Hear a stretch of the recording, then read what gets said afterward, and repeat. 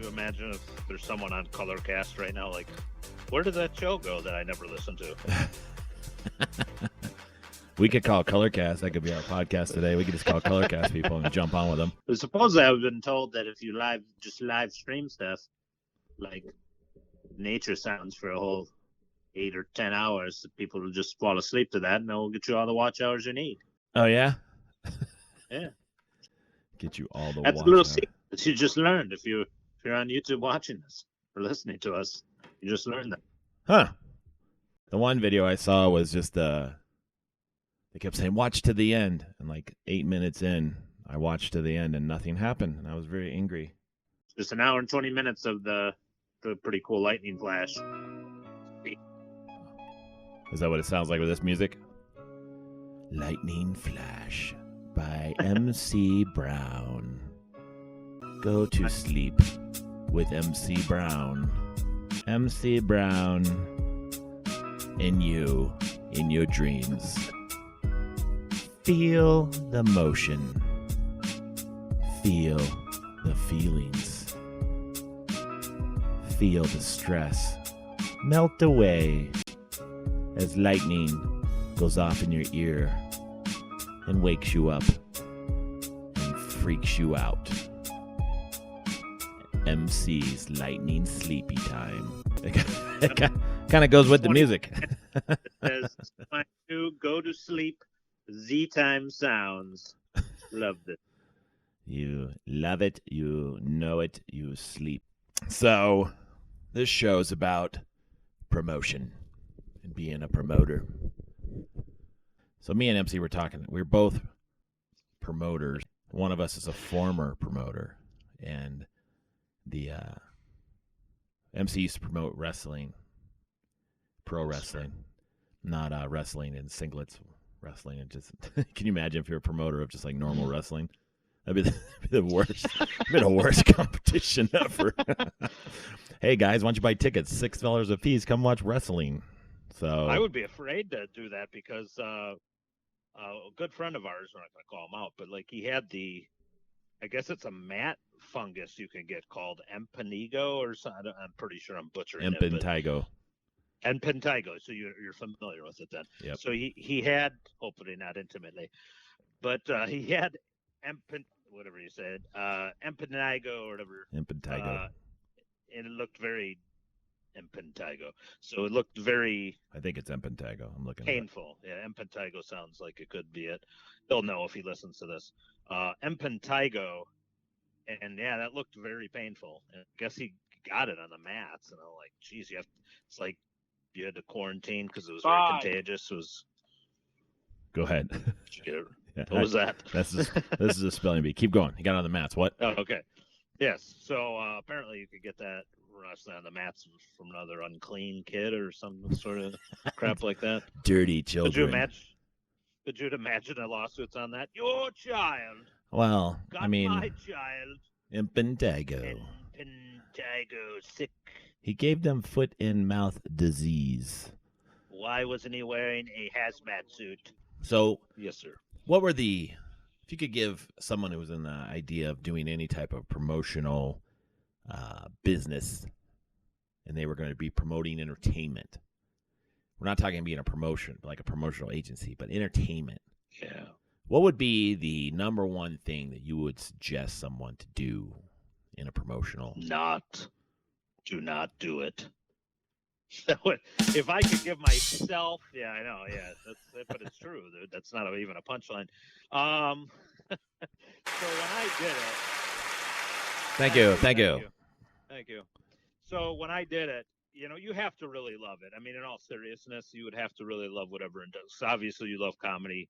I love wrestling. We've talked about it many times, the parallels of promoting both wrestling and comedy, because it's out there. You're booking, you're performing in often cases. Otherwise, I would imagine you wouldn't get into comedy promoting if you didn't love to do the stand-up yourself too. So most of the time, the promoter in wrestling would have something to do with the promoting. There are people that do it just strictly because maybe they love wrestling and like being around it. I don't know how you could do that. When I promoted, it was kind of, there were selfish reasons in it. I'm not going to lie. I mean, I wanted to actually participate, so I was creating an opportunity for myself. But there was nothing else. I didn't know anything at the time, and I later learned the wrestling promotions were in.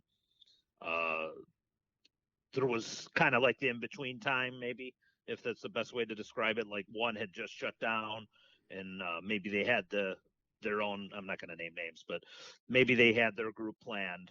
So mine came along in between before their new group was basically formed and used. So I did it basically to give myself an opportunity, but also, thinking, hey, this would be fun and cool. But like at the end of the day, if you and we were talking about this before we decided to do the show, and basically, I think the consensus is just this is most of the time a thankless job. It's very hard to make money. You probably don't have any business doing it unless you have all the resources to cover medical professionals at the show, insurance for who knows how many years, probably banked before you even do it. I would give that advice. And just in general, I think most of the time the relief comes after the show is done, and I had a lot of fun editing shows or putting highlights together and such. That was fun afterwards, and producing the TV show that I later did for cable access, that shout out to you for helping even me get involved with. That was fun but time consuming. But I think the actual show promoting of it, there was just so much involved that it just, in the end, unless you are really loaded, is the best way I could say it. I would highly suggest against promoting, in my specific case, promoting professional wrestling on a small scale, because I know there's a lot of people that love to do it and they wanted the opportunities, much like I was doing it. But I would say no.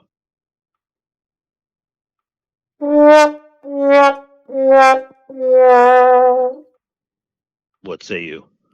So that I think, in my opinion, my advice.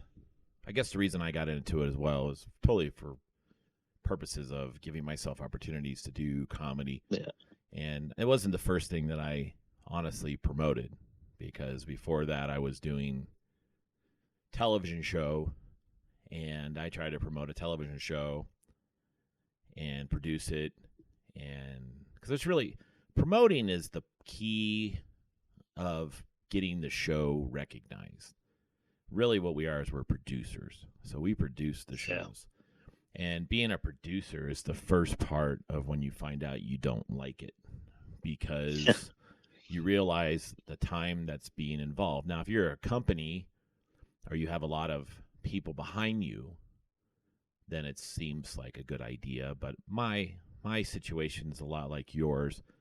I produced a show, a comedy TV show with my brother, and right away my brother, all he could do was be a part of it. He never produced it. He never wrote ideas. He never wrote scripts. He never edited. He never did anything. He was just showing up to be on TV and then telling me everything I'm doing wrong. And so it was very frustrating. And when I first started, it was supposed to be educational but funny, and then it ended up being basically like Jackass before Jackass was even a thing.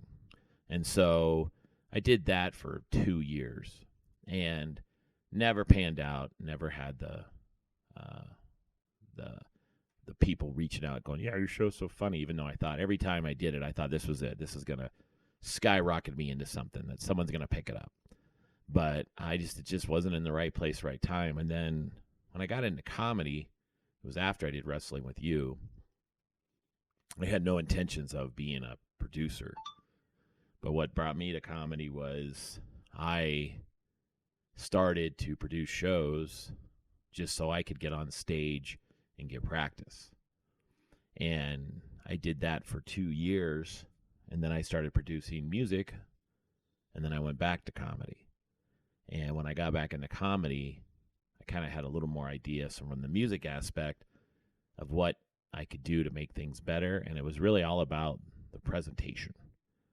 And I think as a young producer, you don't realize that. You just said, I'm providing a product. Like you probably thought, when I provide wrestling, people love wrestling, but they love wrestling on TV, just like they watch movies.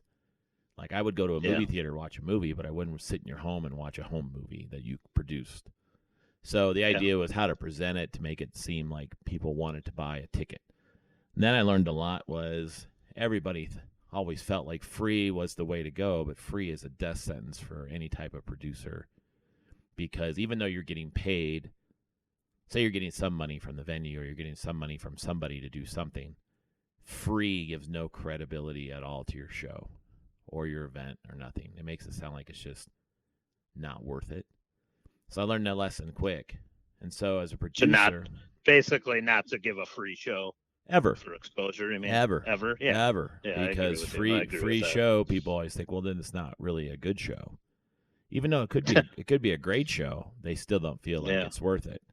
And it's just it's perception of everybody, how they perceive everything. And then what really got me after like 5 years, Joker. 5 years of producing, what's like Joker? I was gonna say, if you're good at something, never do it for free. That's the true. old Heath Ledger line. Yeah, I mean, it is. So I mean, it's such a powerful line and memorable line but it applies not just to Joker for killing Batman, but like pretty much like because we've all done free work to help people out and use our talents to do that, and you really help either helping a friend or whatnot, and you just really find out and that's how disheartening it is later. Yeah, that's friendship. But let's say the situation is someone wants you to do a favor. The problem is it's kind of like did you ever see the Curb Your Enthusiasm with the coffee guy, Coffee Joe? Or he does Mocha Joe? Mocha Joe, where he does a favor. Yeah. And then he's like, will you do a favor back for me? And he's like, well, that's not how a favor works. He goes, that's not how a favor works. You do a favor and you do me a favor. And so that's kind of how it works, is usually you do favors for people in return, hoping you get a favor back. No one ever does anything for most of the time, no one does anything for the kind-heartedness of just doing it. Most of the time, there's something involved. And let's say the roster for a wrestling event. You may get a good wrestler who's looking just for more event time on your show, but they're not doing it because they love you and want to help your show. They're doing it to produce themselves, to get them out there more. And same with comedians. I may get a really good comedian on a show who everybody's seen on TV or something, but the reason I'm getting them is because they're doing something else close by, and they're basically doing this for an extra edge. So as a producer, you just got to be creative in how you're going to produce a product that people want to see. And so I don't know if I would say don't produce anything or try to produce. If you like something, give it a shot, but be prepared to not make any money. That's the number one thing. 100% agree with what you just said there. And I think you made me realize something that we all knew, or I would know, just to use it between, because obviously you figured it out because you had hit it on the head. You are exactly that. And I produced both on a live event, produced the stuff on the same cable access outlet that you had done earlier with your Jackass type show. And you're right. If you could separate the two and say, listen, I'm going to be producing this, but it's also going to take so much for this to become anywhere near possibly profitable, unless I have someone who's solely doing the job of the marketing, the actual promoting aspect of it, where they're out there constantly, or they're gathering people with flyers, and they're just, because I think we could both agree, the one thing about actually marketing and doing the advertising for your show is, even when you think you've done a lot, you haven't done enough. And that's the thing. I totally think, you don't have because you don't have the resources that a lot of, now say the number one thing we were talking about earlier is the venue paints the picture. So where you do this at, if you don't have a home base, wherever you produce a show, it's got to have the same type of investment that you're going to have. And so if you produce a show at a place that is just like, sure, we'll open our doors and you guys can use it, and they have no interest in no stake in the game, nothing. Yeah. You're not going to get anything other than your hard work. And so the venue itself is going to make or break whether or not people are going to show up to the stuff you're going to do. And so number one is pick pick the venue and then have a plan on how you're going to market. Because even though a You, venue may be cheap, or a venue may be like totally down to have you in the bar, or have you and they're like, yeah, we'll do it. We won't even charge you. We'll do it for free. Red flag right yeah, there. We're gonna do it oh for yeah. no cost to you at all. That means they're not gonna do anything. They're not gonna put up your flyers. They're not gonna try to help you market because they don't have anything to stake in the game. And I learned that quick I, too. yeah, you're right. Actually, it does make a lot of sense. I think though, and also to use correct terminology, if we're going to really paint a picture for anybody who might be very interested in this topic, obviously, hopefully, uh, and is the fact that you're not so much looking for a venue, you're looking for a partner, and you're looking for somebody who's going to be in it so you could keep running there, so you both could be profitable. And if it's just like you said, if it's just an outlet and they don't care and they get their money either way, and I've done that, we both have been in those situations, then you're going to lose your behind a lot quicker, and they're going to be fine. But then even if that money was good for them for a little time, they're they're going to lose that stream real quick. So if you were a profit stream for them, you're going to go broke a heck of a lot quicker. And if they're no skin in the game, it ain't going to matter to them, and you're going to be the one who's bankrupt Well, that's the thing and is be out. unless you're someone they can make money off of, they'll pay you. But if Yeah, if you're coming in with a middle act that it's just the name is going to get people in the door, then you got to have a good marketing plan, and you got to have a good supportive venue. Like, I'm fortunate to have a good supporting venue for my comedy shows. And so the venues are 100% behind making this a good deal. And obviously the talent is the reason why people buy tickets, so we take care of the talent. But to keep it going, to bring bigger talent in, we got to keep pushing along. And I've been with venues who don't do that. They just like, yeah, you can come here and do a show, or you come anytime and you can do it, and we'll just you could charge at the door and you can keep it, and we don't care. Then it's hard unless you have a good marketing plan to get anybody behind it, because the venue itself is going to have a lot of resources because they have people get in there all the time. And so yeah, it's rough. It's rough. So, and social media wasn't around, MC, when we were doing this either. So, yeah. That's true. it's now that I still do it, it's a big resource. But now it's becoming so saturated with events that it's not even an option. What really gets people in the door is word of mouth and the support from the people around you, your talent, your venue, your support from friends, people who go to your shows, fans. That's what gets people in the door, and a good presentation. Good flyer, Yeah. good demos that people can see and watch, and it's kind Over. of Yeah, the oversaturation is a problem more, I think, than you realize. Just from the sense of, I used to do toy shows back in the mid '90s, so it was really fun. You'd have good friends. It would just be just an experience. You just have a lot of fun. And by toy shows, for anybody who's not really familiar, is I would be a vendor at a group that and we all have collectibles from different, just spanning, at the time, we're talking '90s, was, early '90s, we're coming across like from different collecting groups and new groups. It was just a lot of fun. And with the onset of eBay, it's both good and bad. eBay oversaturates everything. It kind of kills those toy shows because anybody can go on, eBay to get it. But the fun aspect, the camaraderie, all that type of stuff was lost. And then it's just like what you're saying when you're talking about oversaturation, when there's so many flyers that somebody could see, or so many comedians, or so many wrestling shows out there, for example, just to use Arizona for, I know, it's where you're based, where I used to live. There's so many shows going on now. What makes one more special than the other? So what are you going to do to stand out? And when I did it, and I'm not insulting myself or anybody else, it just was the nature of what it was. With such little experience, because I couldn't bring in big names, I didn't have the budgets going all to run the event. So what I had to do to set it apart was characters.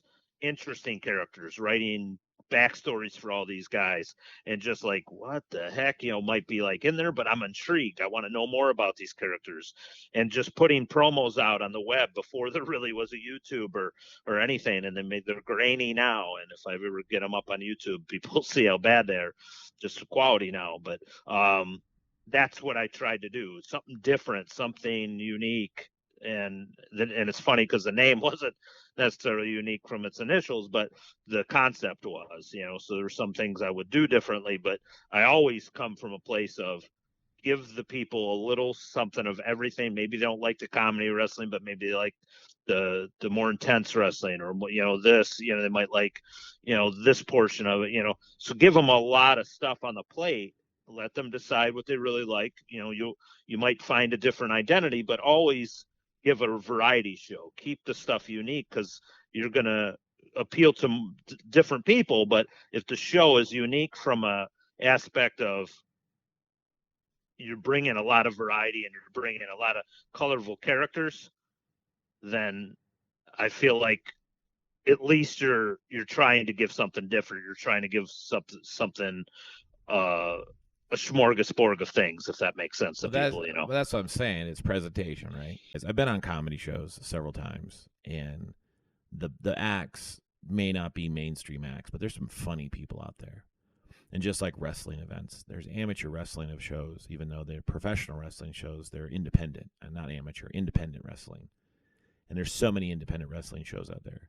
And there's some really good wrestlers. And you're going to see these guys. Sooner or later, you're going to see these guys on a television show. Or you're going to see these guys doing something that is going to bring them out. And you're going to be a part of that. And so that's the most important part about promotion. So what I was saying was there's the thing about it is it's presentation. So whatever you're going to offer to produce has to be somewhat memorable, and it has to bring. So let's say your wrestling shows, you had so many different characters, you had so many different people doing different things that you kind of brought the old 80s style of wrestling to your brand. And you wanted to bring that because it was entertaining. May not have been the best wrestling, but it was entertaining. And I've been to so many I call it amateur, but it's actually independent shows and independent comedy shows. And there's just people on there. They something about them just makes them entertaining, or something about the show makes it entertaining. And you go back. And it's a way of seeing something without having to spend a bunch of money or travel or deal with parking or something. You could still get that fixed by watching. And I think that's the other key is if you're going to produce something that is good quality, regardless of you're able to have the funding or not. Still put a lot of effort in producing something that has good quality, because people come out, and this is a lesson I learned from a comic back from the Gong Show. People dressed up. People they got babysitters. They did everything they needed to do to come out and have a good night. And the last thing they want to do is come out and see something that's a piece of shit. So if they're going to spend their time getting babysitters or getting dressed up or getting a date or taking their money they've worked so hard to put it on something that you're doing, make sure it's something that it is worth it. And that, I think, ruins good shit out there, is people who produce bad shit. Because, unfortunately, wrestling, comedy, magic shows, anything is the title on the flyer. Not the name of it, it's the title. And people see that, and they say, all right, I went to a pro wrestling show, and it sucked. So then some really good wrestling federation comes in, and they don't even see a difference. They see the same thing. Same with comedy. I went to a really good comedy show, or I went to a really bad comedy show. The key word is it's called comedy show, and that's what they paid to see.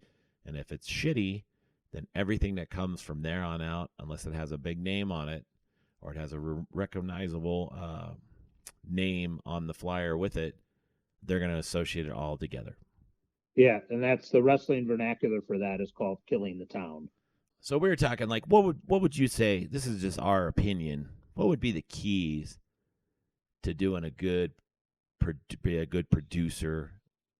Because promoter is the key, is the word they use for people who put You don't on like that. shows. You don't like that term, I take it, But then, the way you're saying. but promoter is the person who sells the product. A producer is someone who actually puts the product together. So the promoter is the salesperson. The producer is the guy who's the brains behind it. And so for me, I agree.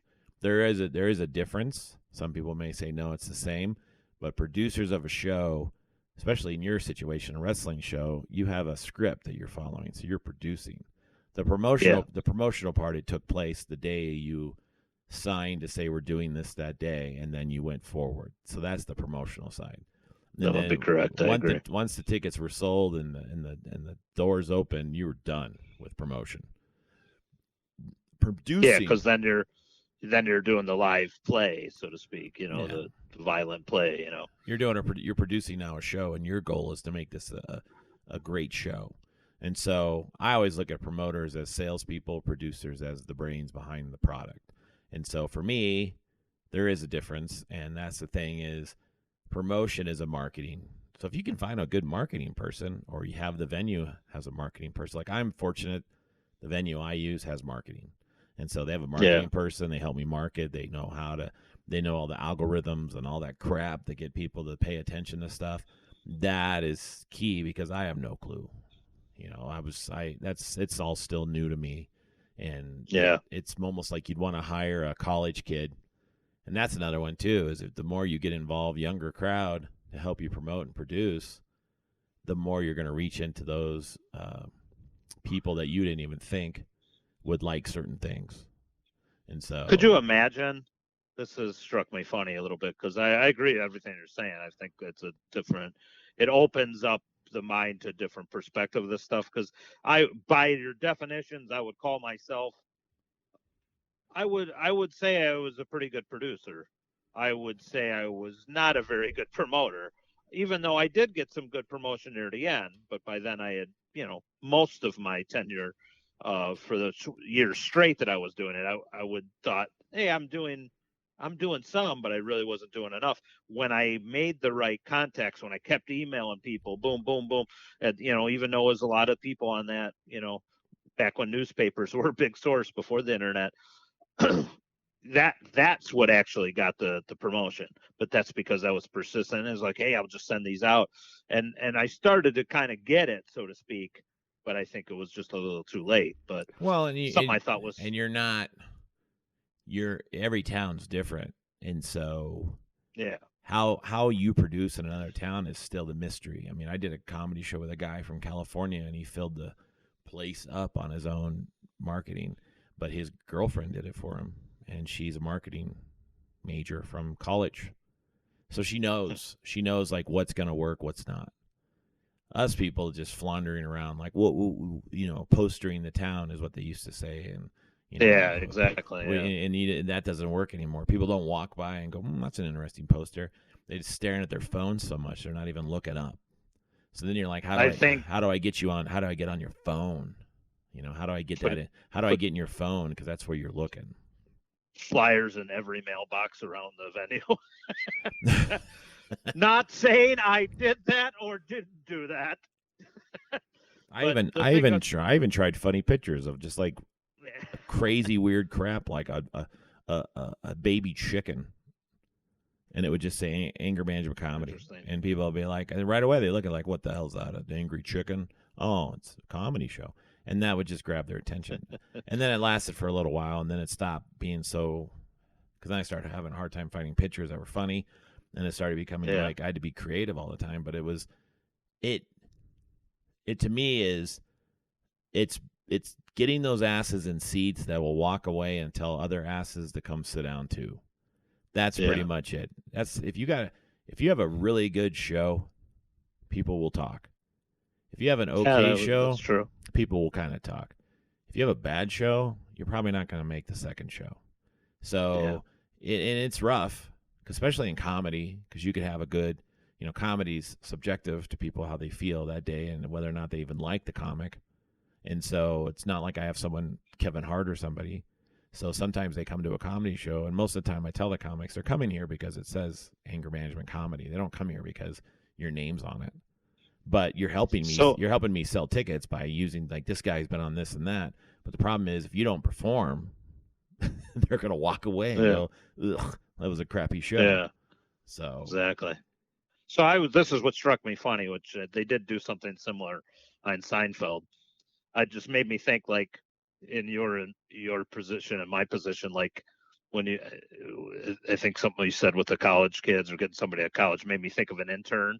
I know Kramer did that on Seinfeld for anybody who's watched the show. Like you're a producer, so to speak, and then you hire a promoting intern. This is an intern position, and then basically the office is just coming to your house in your living room, or you brainstorm with them. Like, I thought you said this. Your company has an office. Is this your office? Yeah, yeah, yeah. yeah. It's under renovation right now. Just sit on the couch. We're going to talk about promoting. And the funniest shit is now it would be totally understood because Yeah, people are working so, working via telephone, computers, everything. They don't have. You can meet at a coffee shop and get as much work done as you did in an office, and that's just true. overhead. Have an office, just overhead. You don't need that. And so for me, I think if you were, I'm learning as I go because I'm not a marketing major, but Yeah, I do learn what sells and what doesn't, but I still haven't put my finger on it. And that's the most frustrating part. And I think the biggest thing for me is the more people I have to help me promote comics, you wrestlers, you name it, someone's behind you helping you because they're all going to get a cut. They're all getting a piece of the pie. The better it is. The more hands in the pie, the better. If it's just you yeah, and everybody's standing back, and we talked about this too. A lot of people will yeah, just use you just to get on, and they don't do anything to help. And yeah. the thing about it We've all is, yeah, encountered them. yeah. And the thing about that is, as me, I take that as a note, and I say, that's probably it for you because you're not helping Yeah, me do anything. But if I have a guy and he's just busting his tail too because he's just as invested as I am to getting people in the door, then I try to compensate them for that, as well as I always take advantage of like, hey, this guy's going to do everything he can to help make this a good show because it's in his best interest, like everybody else, because it gives them a platform to perform. And that's the thing is if you want to be performing, do what you can. And this is totally different from promoting. As a performer, do what you can to support the business that's giving you the platform to do it. And that 100%. and I don't doesn't mean you have to put money into it. Doesn't mean but you could just flyer, you could promote, you can post it, something. Tell your friends, And something. and that's the thing. And we know this. Like the people who are going to be the most lazy, and I'm going to just use that for example in wrestling.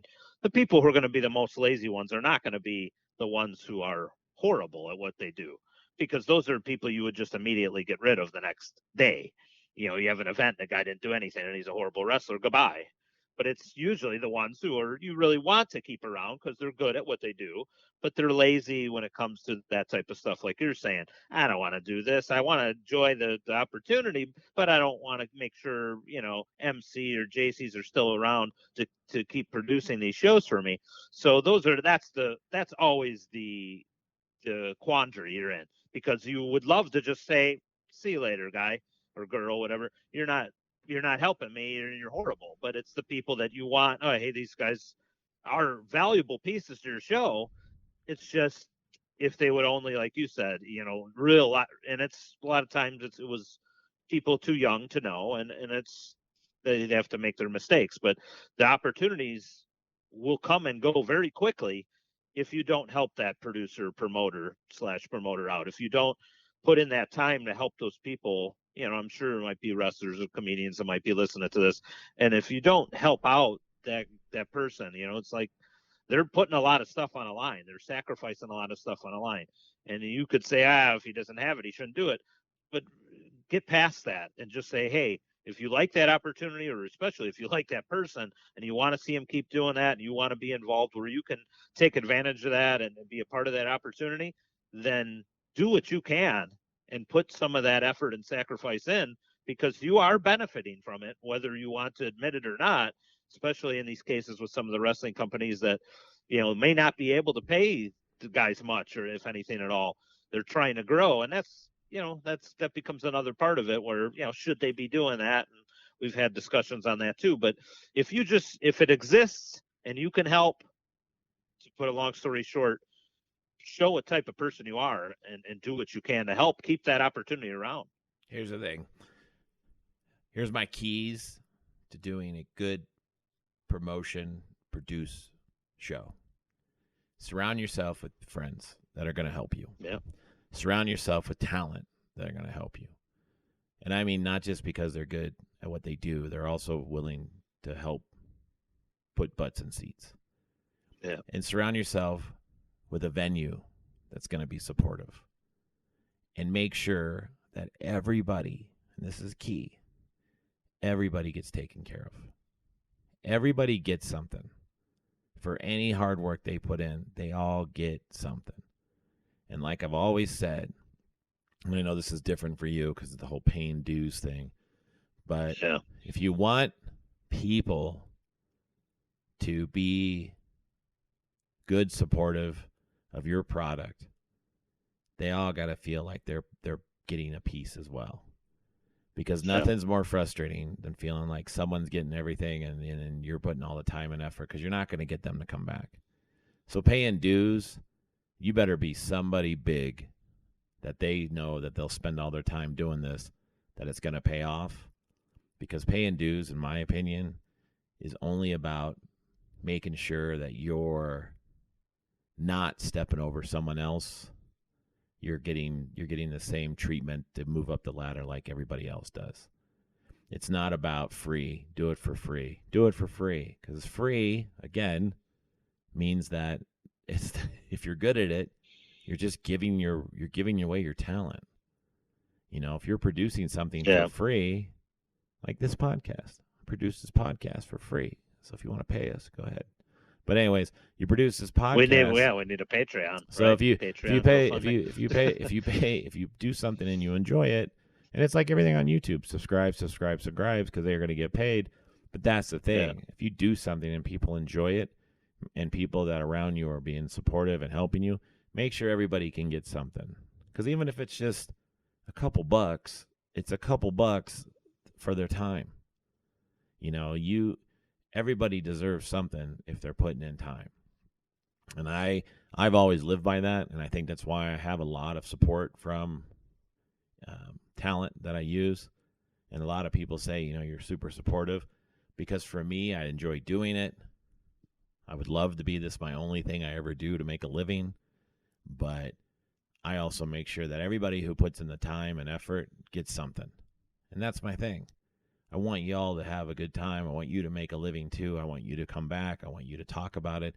I want you to be supportive of this. I want you to promote it even if you're not on the shows. I want you to tell people about it. I want people who come to tell people about it. I want everybody to talk about it, because that's the only way that I feel like success is going to be in the end. And the problem is, it may not happen for 10 years. It may not happen for 15 years. But I really do believe at some point it's all going to pay off. And if it pays off in the end, that it's something that I can do just full time and not worry about it, be great.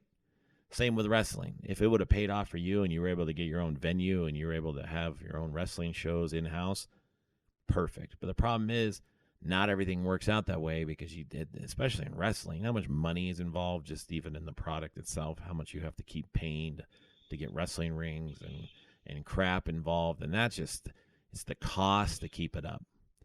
Comedy.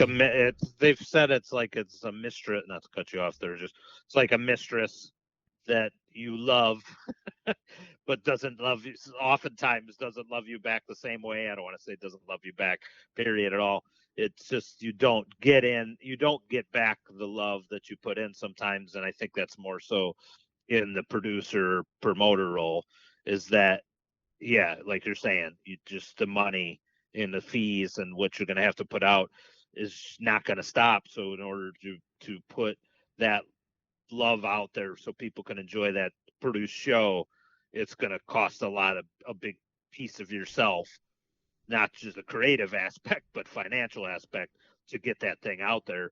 And a lot of people just don't realize that toll. And, and I know that if I had to do things over again, obviously, just like me or you, if we look at past experiences, you wouldn't have learned, you had to go through those failures to learn.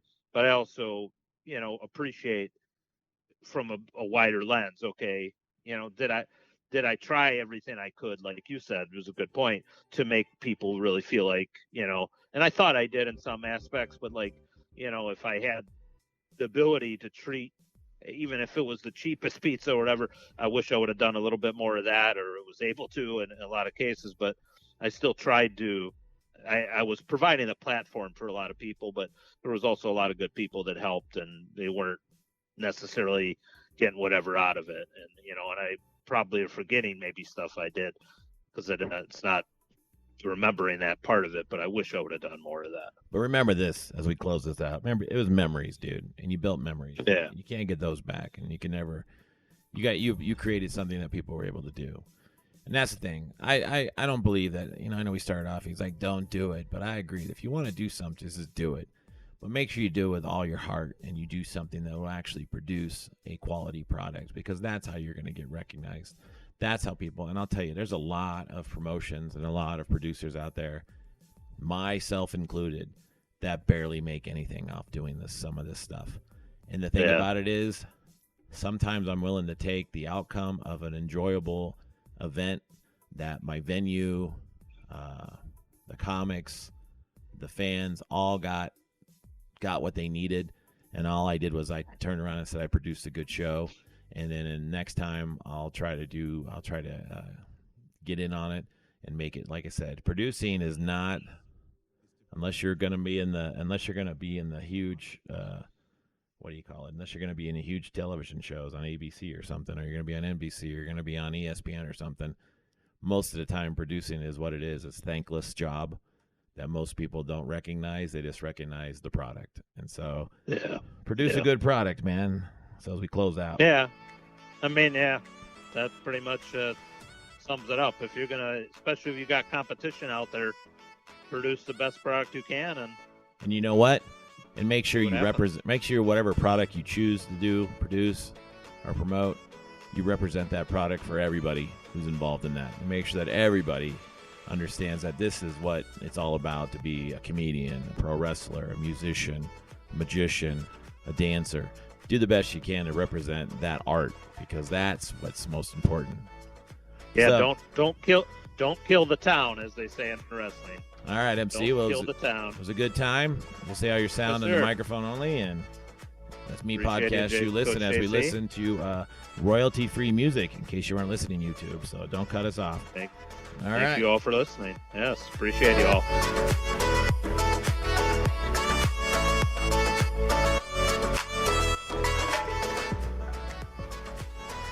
Thank you all for listening. Please like this video, share this video, and hit the subscribe button and notification bell to get more great episodes like this one of Me Podcast You Listen.